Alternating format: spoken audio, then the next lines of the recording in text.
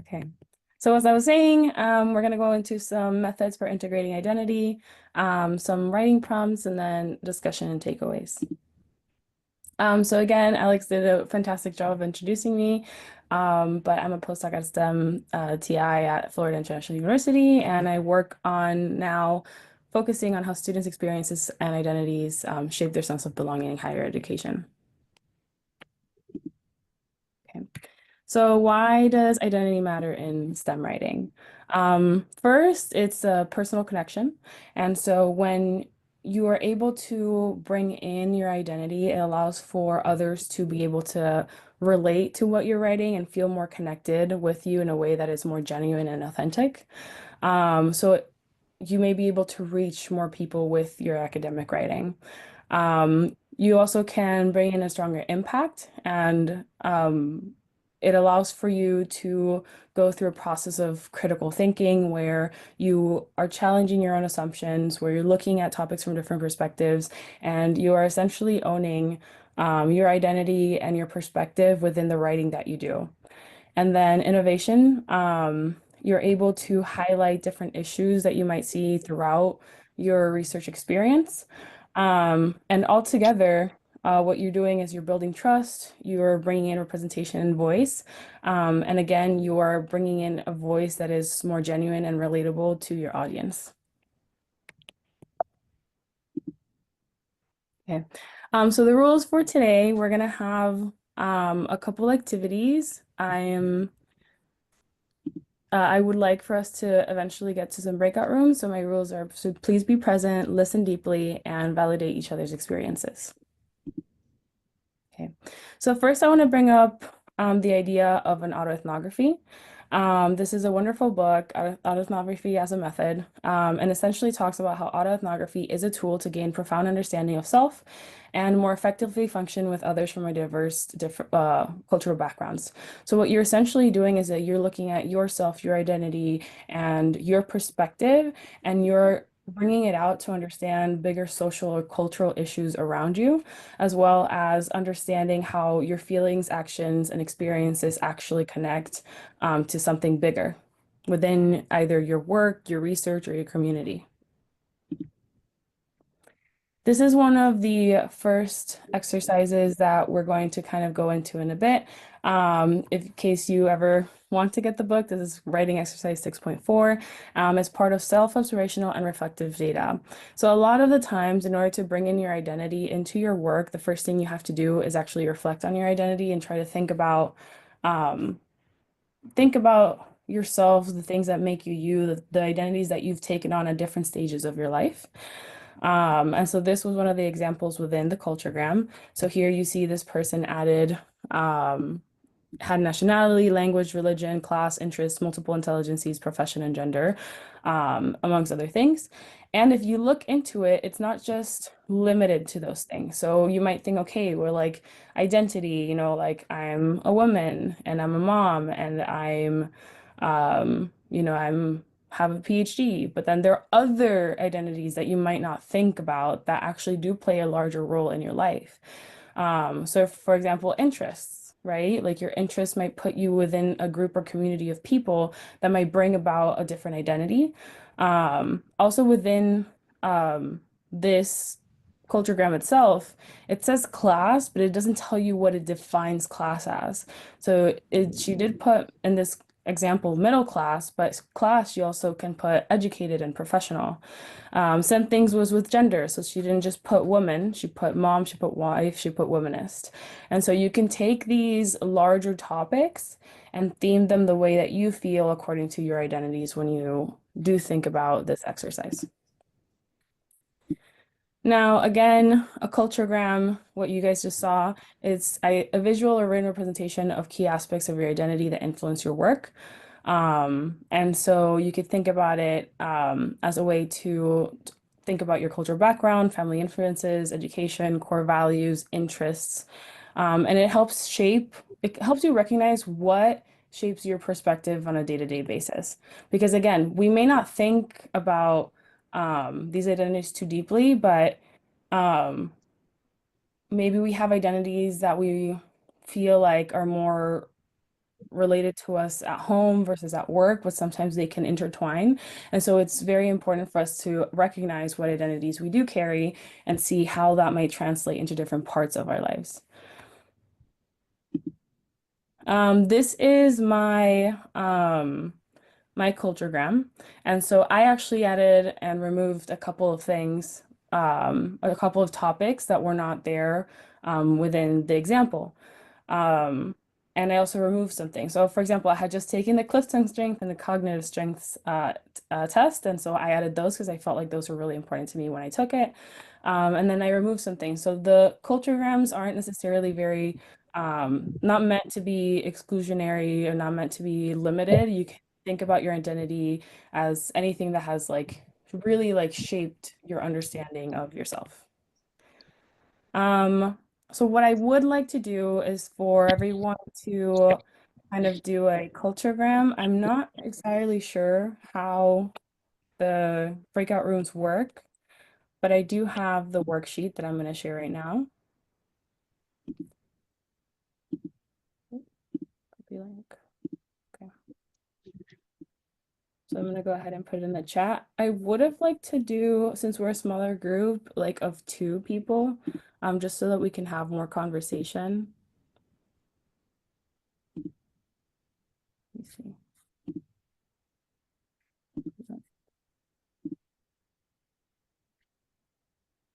Do you guys have the options available for?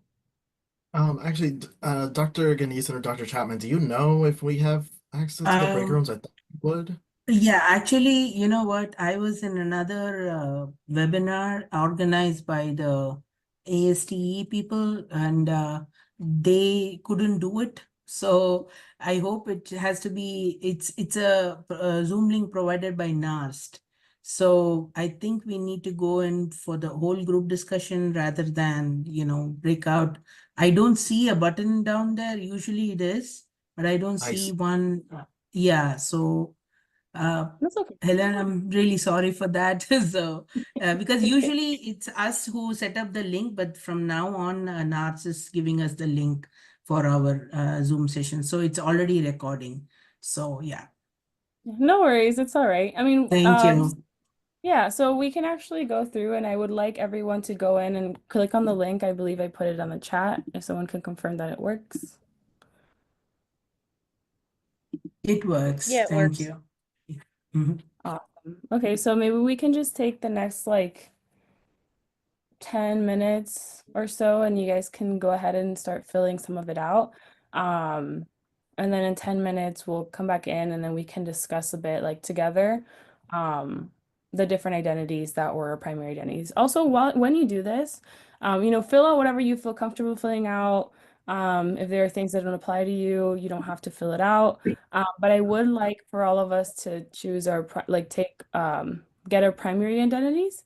And so in around like 10 minutes, I'm going to ask everyone to put the 3 primary identities that they found in the chat. Okay. Are we supposed to write on the document or You just can do it on download the it. phone? Yeah, no, Download it. yeah, Okay. you can download it. Yeah, because it's only one. So you download it and then Yes. yeah, make sure not to fill it in because of course everyone wants to go ahead and Yeah, download that's it. right. No, I saw that the sharing is like all editor, like so you can just make it view only so that yeah, we will download it. Thank you. Yeah, no worries.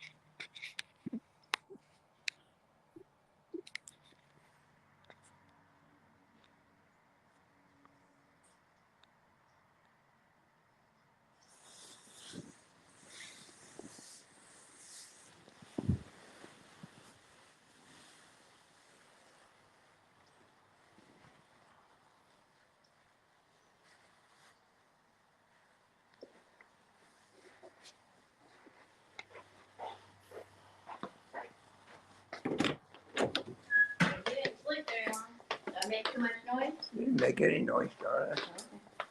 Do you get phone calls? No, no, no, no.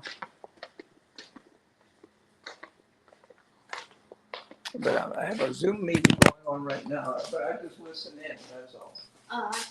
Okay.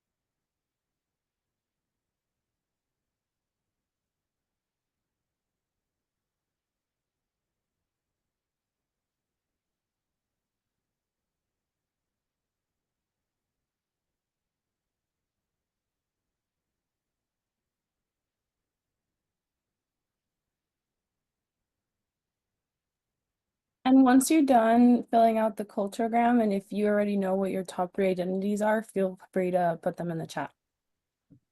That way we can also gauge like how everyone's doing with the activity.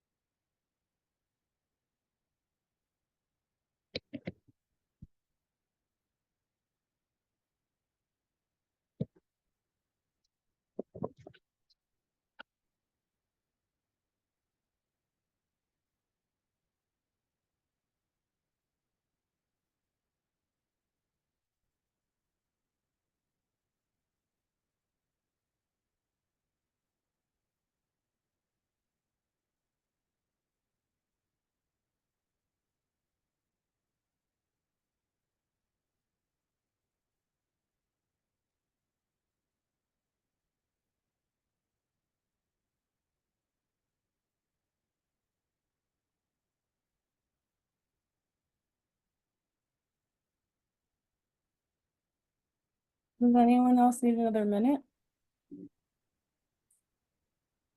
I see some people have already shared part of their top 3 identities on the chat.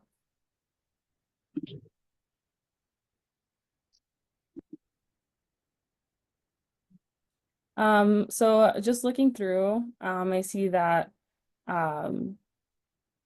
all 3 people that put their top 3 identities in the chat have something to do with education.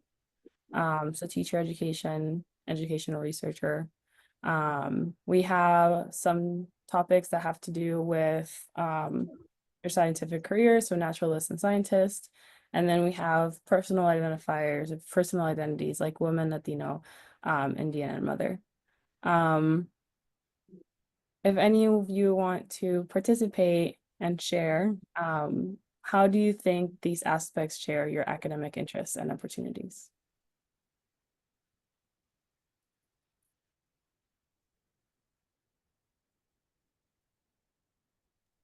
So I will get this conversation started. So I feel like, especially the latter two that I shared, educator and scientist, have shaped pretty much my entire journey since I started college, where like pursuing my biology degree was my motivation to do different things. I wanted to be a teacher. I wanted to teach to help students. To this day, I'm passionate about helping students. So being an educator and being a science educator in particular is something that is very much important to me and drives everything that I do. My Latino identity has always been important for me too, but it became extra important once I moved to Miami. So I feel like that now also shapes everything that I do, and I think about students just like me, and it all intertwines and it becomes my main focus for making a difference. Thank you. Thank you for sharing that. I'll go back into mine as well. I put Peruvian mentor achiever as my top 3. I agree, a lot of part of my identities have kind of pushed me into social sciences from where I was before. I also love the idea of mentorship. And so a lot of times when I do the work that I do, I want to make sure that I am as inclusive as I can be with all the communities that I work with, all the students that I work with, and even of their personal goals and achievements and challenges. And so that definitely shapes the way that I see myself and the way that I conduct my research. Okay. Another method of being able to bring in your identity into your work is called counter storytelling. And so this is a method using critical race theory to challenge dominant narratives. And it essentially is the idea of sharing a different perspective that goes against what everyone else might be assuming of some part of your identity.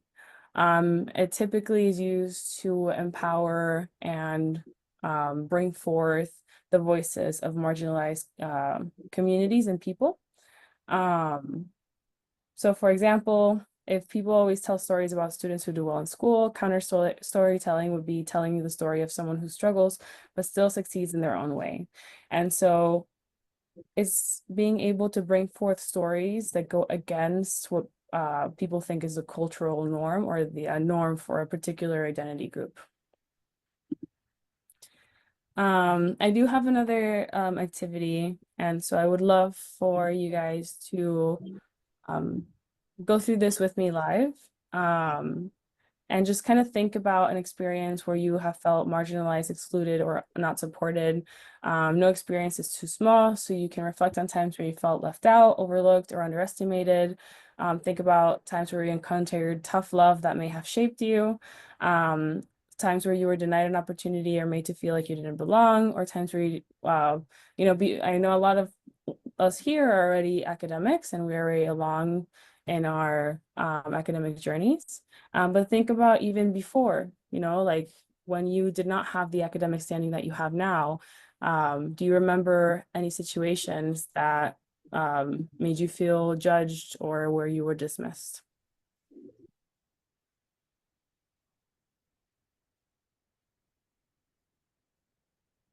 And I would love if you guys could either unmute to share or write it in the chat.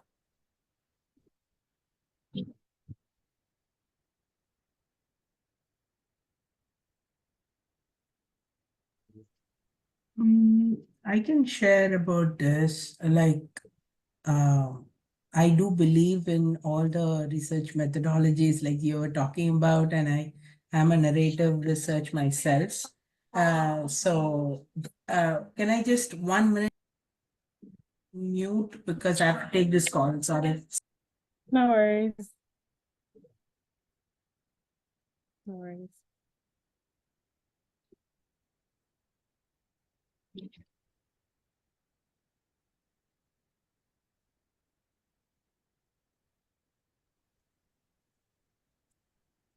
I am very, very sorry. Yeah, I was talking about this counter storytelling that I'm very interested in this, and I'm a narrative researcher myself and a faculty.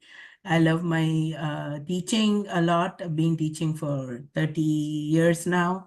So the thing is here, I do feel that, many people like basically feel marginalized, excluded, and unsupported in some places. I would say specifically certain communities or certain situations, or even in academia and all this. So this is very important that we all come together to support certain situations. So if I would take my own experience, I would take an example of how I was like kind of um, I was feeling very unsupported when I first entered into the US.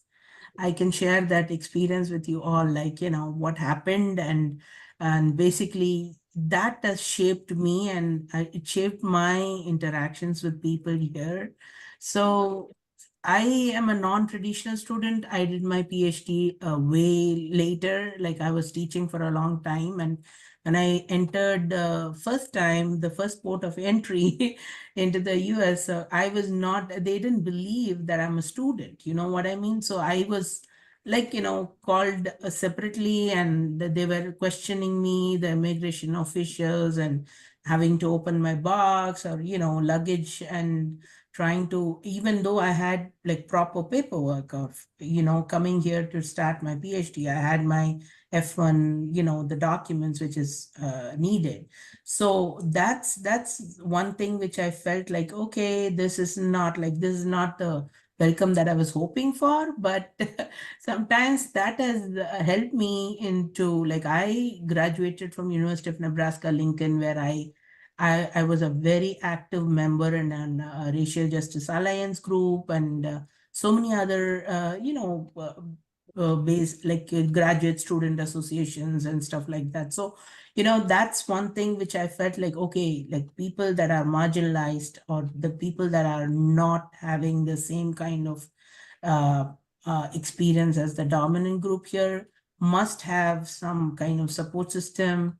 And that's what I believe in, doing this. And especially when you don't have, maybe English is not your first language, what you've written, the last point, where, you'll feel judged.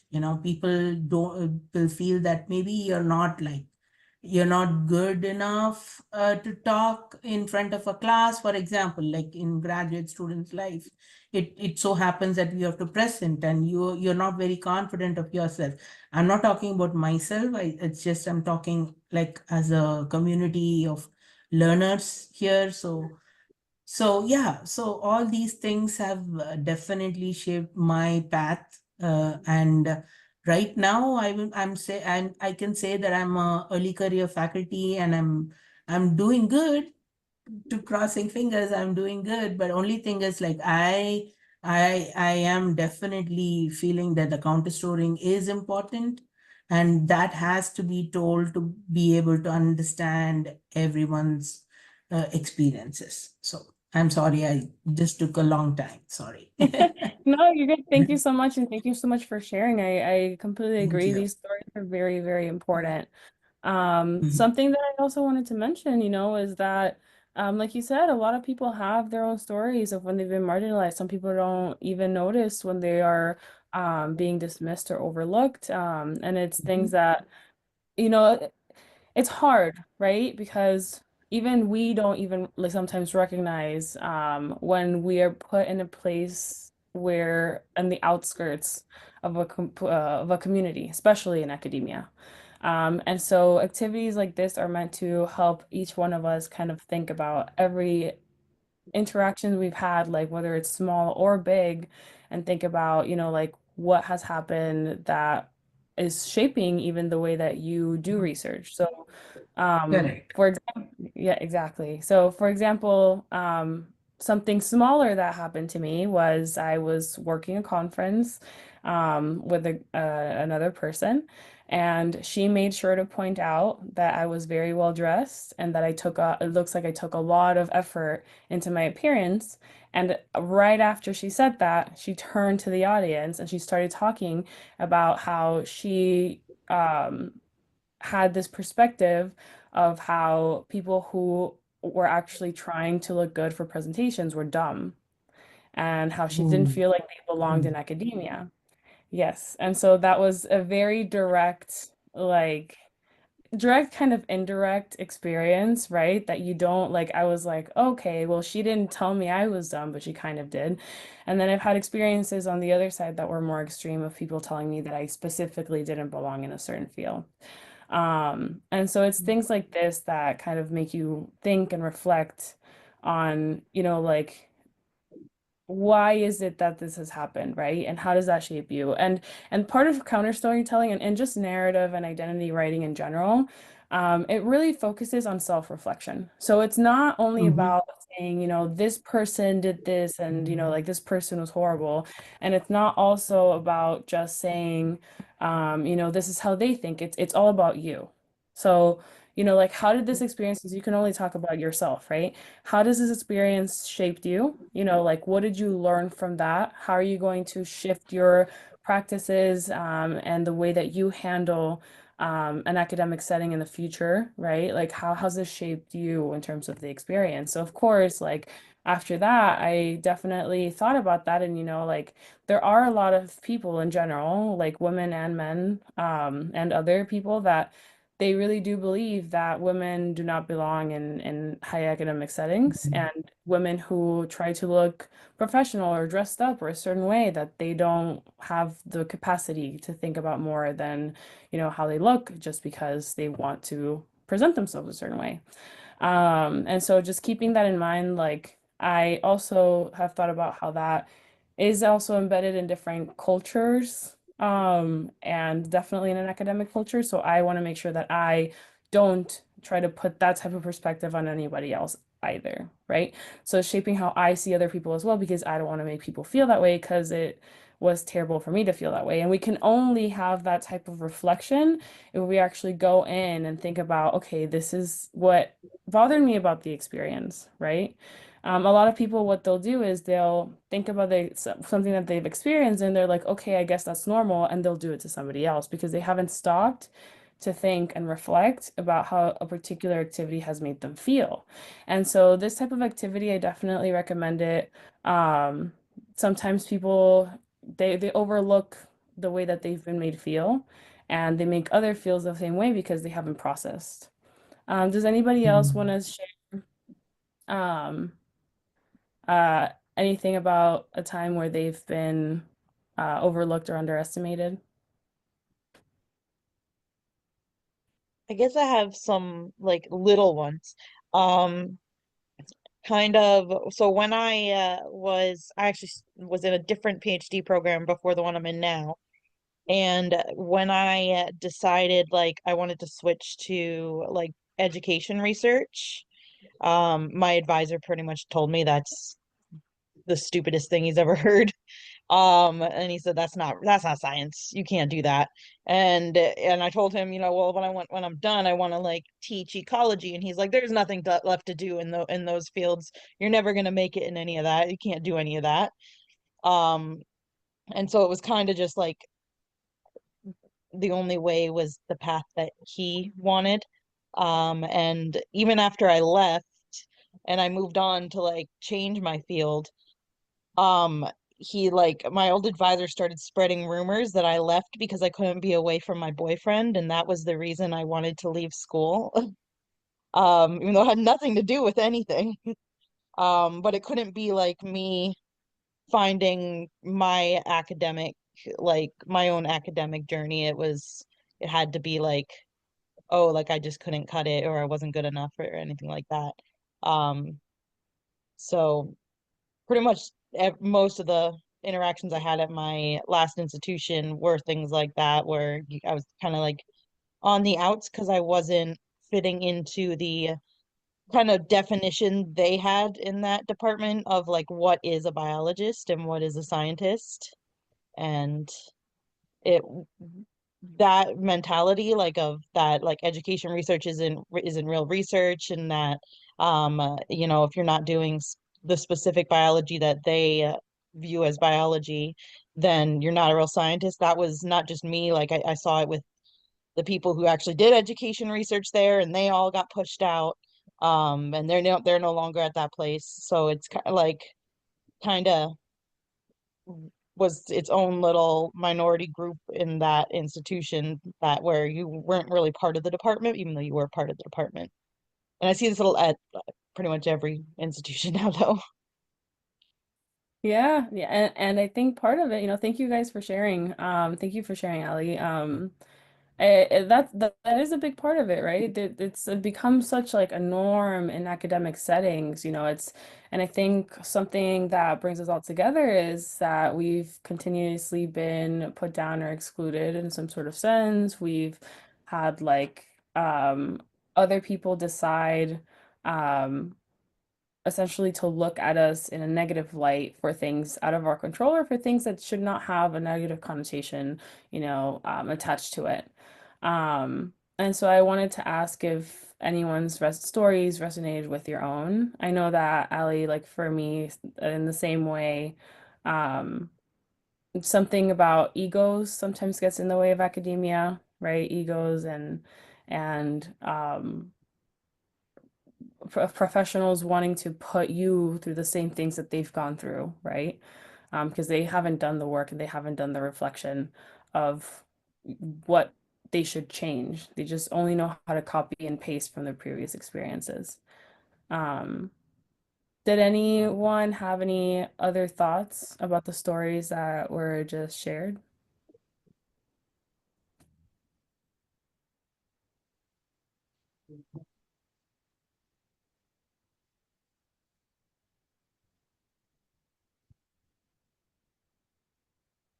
Yeah, it is. Yeah. It's like a tough. Mhm. Sorry, Uma. No, sorry. I feel that the things that Alexandra shared and what Alex shared, it definitely resonated with me. Like I'm a person of color, and also I have been in the US for past 6 years now. But before that, I was in India and Congo and different places. So I think that all of us share some common thing that puts us here at this place at this time. So, especially the academia part, like where we are all trying to, uh, learn and also grow in whether it is in teaching or in research or yeah. So all these stories definitely resonated with me, and it's continuously. I'm a reflective practitioner. I love doing that, and even my teaching, I send out exit tickets and stuff like that. So my doctoral students, if they have anything to say, they immediately share it in their Google Forms or whatever it is. So what I mean to say here is all of us are having diverse experiences and perspectives, and we should try to learn and not to repeat our mistakes. That's what it really hit me, and also definitely resonated with most of Alexander's experiences, and also maybe Alex's experiences. So that's one thing which I think I should say. Yes, definitely all this. And of course, it is informing my research as well. The way I write, I want to highlight, and also like basically I'm trying to do something for the culture, like, for the diverse minoritized groups, for communities that are being marginalized from way long time, what even my dissertation was about, Native American science teachers who were, basically my research agenda itself is about culturally and linguistically sustaining pedagogies for diverse and marginalized students and teachers. That's the main thing I'm trying to drive at. So yes, so yeah, everything that I'm doing is it's all my past experiences and what I'm hearing right now in this webinar. So yes, Mhm. I completely agree, and I'm so grateful to you all to have, put this forward, this particular thing. I really like it a lot. Thank you. Yeah. No, thank you. And thank you for sharing. Yes, exactly. And so the more we reflect about these ideas, the more we participate in these types of groups, and the more that we actually share these types of activities with others, other researchers and students that we know, the more likely it is that we'll be able to bring out, again, those voices that have been silenced for a long time. Um, I wanted to talk a little bit about how to actually start practicing and implementing identity in writing. And so there are four different ways that we could try to start doing that on our own if you guys aren't used to it. The first is the usage of reflective journals. There's also narrative inquiry, first person academic writing, and personalized case studies. So reflective journals. Essentially, reflective journals you could do at any time point in your life, and it's more about yourself and the things that you're living. It doesn't necessarily have to be about a specific topic or place or time. And it's something that you can start doing to try to figure out your identity and your thoughts and your perspectives. It's a good way to kind of write down how you're feeling at the moment so that later on you could go back and see, okay, what was my perspective? How did I think? What were maybe like the thoughts that I can criticize about myself that I had in the past. So an example would be after conducting interviews on mental health in underserved communities, the researcher writes in their journal about how their personal struggles with anxiety influence the compassion they bring into their interactions with the participants. So this just showcases an example of something that can impact you, right? So in any part of your study, if you witness or experience something that does impact you, it's have making the time to go back and actually write how you're feeling and why and how that actually brings up um different characteristics that you either want to mimic or avoid. The second type of thing that you can start implementing is narrative inquiry. And so this is more focused on storytelling. Um, and it talks about bringing in your own story and your own perspective and your own voice into the work that you do with the people that you're working with. So this example says a researcher studying the impact of community gardens on the neighborhood cohesion shares, on neighborhood, and then in order to be able to explore how these spaces like foster connection.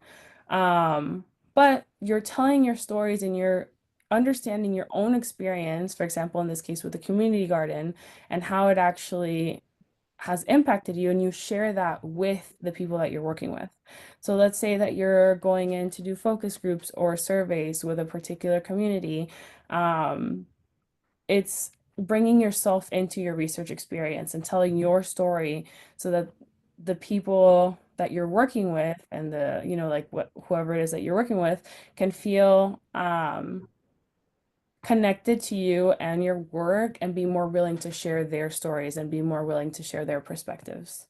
And so while journaling focused more on just yourself and focusing internally on how you're feeling, narrative inquiry actually brings it a step further by taking all the things that you have learned about yourself and then bringing it up to the population that you're working with to try to engage in a more authentic experience that will hopefully generate more openness with the people that you are working with. The third thing that you could do to start bringing in your identity is first person academic writing. And so I know that there are different people that have different styles, and sometimes this might even be part of like requirements for a journal. But if there are no requirements for a journal, just think about actually bringing in the word I into your work. So this is an example. While writing about climate change advocacy, a researcher uses first-person academic writing to discuss their personal commitment to sustainability shape the conclusions they draw from their data, and to inform their call for action. So sometimes the things that you write and the pieces that you bring forth, bringing in a first-person narrative into your writing can really one, make it a bit more personalized so people know that this is not just data, this is actually a story. Um, Two, it allows for you to take a bit of a stand on your own within the paper that you're writing. And so that allows for people to hear your voice. Um, and this is something that I think is really, really important because I did talk to a group of communication majors recently, and they mentioned how for them, whenever they hear science, a lot of the times when they hear data, it doesn't stick and it doesn't stay, and it's very hard for them to relate to just data. But if someone writes in a way that they feel like is personal, like they're sharing something about the information, then they feel like they're more likely to listen and remember the things being said. And I think that this, like is not as often that people use first person academic writing, but I do think that it can influence um, the way that others see our work outside of our academic bubble. And then the last um, version of this is personalized case studies. And so this is very similar to, I think, it could be kind of like a mix of journaling and narrative writing, where again, journaling is very introspective. You're kind of thinking about on your own about how different things might influence um, your perspective. And narrative writing allows for you to bring that into the field. Personalized case studies is very specific. So for this example, it says, in a case study exploring how universities support student and leadership programs, a researcher may write about a specific case of a student they mentored, discussing their own leadership experiences and exploring how those experiences shape their understanding of the student's challenges and successes. And I think this is actually a very, very strong um, way of looking at your own research methods. So don't just, the idea is of bringing in your identity is not just to think about your identity as it is, as you know it, but also kind of reflect back and think, okay, well, um, in this particular example, looking at leadership programs, you're not just taking in the information as people write it, but you bringing up your own experiences and like how you have been able to lead a certain organization, or, like the challenges that you've been through. Oops. The challenges that you've been through, how those experiences end up generating a bigger picture for your community and the community that you're working with. Another example of this would be essentially, let's say you are working with a particular mentee, and they are feel like it's very challenging for them to work with you, like they have a lot of difficulties. And then you think, okay, well, that sucks. I guess I'm not being a good mentor right now. But instead of just keeping it there and keeping it at that stance, you can also go back and say, okay, let's reflect, right? This student doesn't think I'm a good mentor. Let's think about why they don't think I'm a good mentor. Like, think about how you're feeling. Think about how, um, the things that they've actually may have mentioned, hopefully, if there's open communication, and think about how you may have felt that way with other people. And so, like, that way, in this particular case, you can go a step above and beyond um, the restrictions of your own perspective, and start writing about how to actually improve your methods rather than just staying with the negative feelings. Now, within these four different types of writing, there's similarities. So all four of them, they emphasize the researcher's identity. They embrace subjectivity, they integrate your thoughts, experiences, and reflections, and all four methods blend personal experiences with research. Again, the biggest difference is, I guess, the level of writing that you're doing and then the topics that you're writing on. And then, of course, there's differences. So reflective journals, they focus more on introspection, like I've said before. Narrative inquiry focuses more on the storytelling piece. So like being able to formulate your story and bringing it into your work, maybe even discussing it with participants of your own study, and then seeing how that kind of influences more openness within the study itself.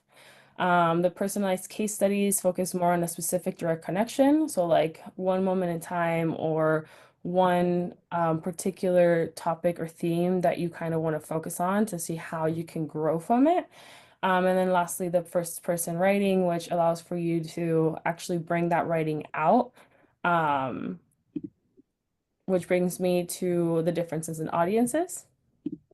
And so for reflective journals, usually they're written for your own benefit. And a lot of the times these can be used also for autoethnographies. And then there's the narrative inquiry and personal case studies, which again, they're a bit more external. So both of them have to do with either a particular group or person or situation. And then you are likely going to be disseminating your story or your feelings to kind of see how that interacts with the space that you've built and the research that you've built. And then first person academic writing, it goes even beyond that. So beyond the external audience, it's meant for a much broader audience. And um, it is used as a tool to assert authority and insight to the research process, but it's also meant to be inspirational to the readers, especially if we want to get attention from readers from different fields or different or non-academic readers. Um, and I wanted to go through with you guys on different things that you think you could have done for a particular research project. So first I'll give you guys an example. For my PhD work, I did work with students in an internship and I did ask them about their experience in the internship and how they felt afterwards because it was open to everybody. So just to give a bit of background, I ran a mosquito-based surveillance community research where students were allowed to go out and collect mosquito eggs and come back in. I did not limit it to a particular department. I did not limit it to experience. I did not limit it to anything. And so everyone was, like from any part of the institution was allowed to join. People who had graduated were allowed to join. And so this was in order, I did that intentionally to allow for as many people as possible to gain that experience, especially because you guys, as we all know, to get into higher ed, a lot of the times you have to have a robust amount of experiences even before you've ever graduated. And it's very, very hard depending on people's backgrounds and like the responsibilities to be able to achieve these things. So I am very proud of the study, but something I wish I would have done was, or that I could have done, was to bring in my own experiences and share that with the students, right? Let them know I also had a hard time as an undergrad. It was hard for me to find opportunities. It was, a lot of the times it felt like opportunities were given by who you know, not what you know. And it felt like, applying for jobs was really difficult. Not having enough experiences meant that you weren't going to get hired. And maybe if I had shared more of that story with them, my own personal story, maybe I would have gotten a more open response from the students. Um, so I wanted to ask if within the research that you guys do you guys think that there could be a place for implementing this sort of bringing in your identity to your research. Even if you may not do it, or even if you're not sure if that would work with your current project, do you think there's still a space for something like this in your work?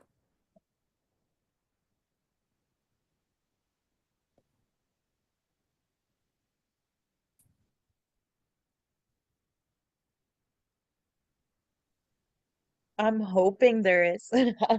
I'm trying to like implement myself and everything into my writing, and that's actually the feedback I got from my committee that they want to see more of that. Okay, do you mind sharing a little bit about, I guess like a synopsis of what you're doing and how you're going to bring in, how you're planning to kind of bring in more of your identity? Yeah, so I'm looking at like how like the climate and culture of departments is impacting students and their sense of belonging. And so I think a little bit of my like writing so far has been kind of just like trying to have that like objective researcher view that I was always taught I had to have. Um, and I'm trying to kind of put myself into it about like how my experiences in my departments have impacted whether I felt like I belonged there or whether I felt like I was on the right path even. Um, so I'm hoping to like kind of add some of my positionality to my research writing and then like just come at it from that lens of like I've been in the situation that a lot of these students might be feeling like they don't belong and kind of seeing it like through different people's viewpoints and through kind of comparing it to myself. Yeah, no, that is great. I mean, I do recognize, from a more basic traditional biology perspective, it's hard because you don't want to think about how your perspective is shaping your work, or like you don't think it's important. But again, like we talked about, like there's so much that could have been influencing the work that you do, right? So like, why is it that you chose the questions that you did? Why did you want to work with this population? What is the importance, the value, right? And a lot of those things, I know we can all read the same exact 10 papers and have completely different understanding of value, impact, and relatability for all of them, right? And that's something that definitely I can also acknowledge, right, in my work. I wanted to understand sense of belonging in my students as well because I myself didn't feel like I belonged in academia when I was an undergrad. And so like it's thinking about these things, of like it's not just motivations and drivers, but it also shapes how you're doing your research and why you're doing your research. Does anyone else want to talk about yes.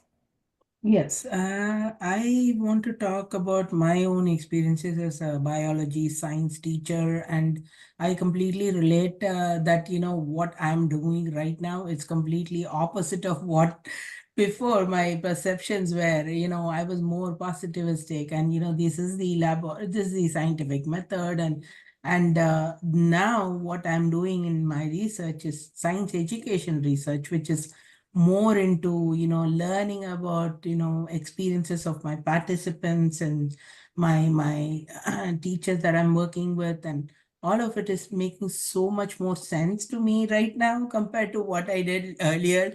So those type of things are going to definitely shape my own experiences, and also the different things you've brought up is so great, Helen. I just want to congratulate you. Like, what you can do it either as reflective journals or narrative or even first person academic writing. This is all like, in whatever stage you are in your research career, these are all very important and helpful tools for you to rethink of what you're doing, and also try to understand the whole process of writing, right? Like, how you're going to uh, like show your identity within your writing. So that's what I was thinking, like, just to share a few little points. Thank you. Yeah, no. No, yeah, thank you. Um, Definitely. And that's why I put in the different types of implementations that you could do, right? Because maybe if you're just starting out and you're not sure how you're feeling about the project that you have, you can journal that. If you have an experience with an advisor and you're going through it just now, you can journal that too, like if you're working towards a particular goal with a group of students, but then things are kept, getting in like in the way per se, like of bringing challenges into the work that you're doing, you can journal that as well. And that's so important because most people sidestep these, right? Like a lot of people, they want to implement a program and they want to talk about the results and like the achievements, but then they won't talk about all the challenges that they're having. And then another program comes up and they go through the same challenges. And then they don't know how to address them and they don't know how it makes people feel and they don't know, like because people don't write about it, right? And the same way, like there's so many different ways that you can bring in your identity, including even the first person academic writing. Maybe you're not a person that likes to journal as much or you don't like doing as many reflections, but what you can do is you can look at your research and you can think about, like how do you actually feel about the intention of the research and how do you feel like it's impacted others? And then put that into your work so that people know that it's not just the data and the science, it's also, like it could even lead to a personal belief or, like feeling feeling like the progress that you're making is making a higher impact within you or within others. Um, yeah, so I just want to do some big takeaways. So one is that identity is a really powerful research tool. And so we know that personal experiences can offer unique insights and enrich academic work. We know that we can bring in our perspectives into research. We can talk about our perspectives with people that we're doing research with, research participants. We don't have to be scared of identities. We don't have to be scared of these biases. Like even if we don't talk about them, they're still there. And so actually acknowledging that they exist and acknowledging that they can, make an impact is also important. Reflection strengthens writing. And so when you're journaling, when you're doing narrative inquiries or personalized case studies, you're continuously practicing the work of understanding your own story, your own perspectives, your own privileges, even your own challenges. And you can actually continuously go in and analyze yourself, right? And I want to mention something else because I feel like we've talked a lot about how things have made us feel, but it's also about how we make other people feel. And so it's taking the time to make space for when you have prejudice against others that you may not have thought about, and this gives you a space where like you can start writing. You can start talking about how you feel about a certain group, or if something makes you uncomfortable, and then you go back, after the, moment has passed, you go back and you look at it and you say, okay, let's take this apart. Why am I uncomfortable? Why didn't I feel good? Why did I feel challenged? Why did I feel that this particular person or group or community has made me feel a particular sort of way. And I think that is a very, very, very big part of identity work and of autoethnographic work. And then lastly, I wanted to say that breaking boundaries is really important within research, especially within social research and STEM education research. I think for the most part, a lot of us that have been brought up with more traditional experiences, we're taught to do certain things in a certain way, don't like make things as unbiased as possible, which goes very against the human design of of us being personalized identities, of not showing any opinions within the research, which is really difficult because everyone has their own perspectives, even when they're writing a discussion or the results of your work. And again, even with the technical side of it, that comes with first person writing and connecting to lived experiences. I know a lot of people say, don't do that because it's unprofessional. And it's okay. I don't, is it unprofessional because it brings Um, is it because it makes you uncomfortable, or is it that maybe it'll be easier for more people to understand and that's uncomfortable? So it's kind of going in and thinking, why is something like that, right? Even just this, why could something like this be deemed unprofessional? Why is it not okay to bring in your own identity into your work? And why is it that you can't claim your perspective, which are likely intertwined already with the results of your work? So I think those are really powerful things to just keep in mind. Um, and again, you can start out small. You can start out with small journaling once a day, once a week, once a month. You can start by just holding space and community with those around you, whether it's your lab, your friends, or your family, and just making sure that you bring up intentional time to think and um, discuss essentially how you are interconnected with the communities that you're working with and just interconnected with your community in general.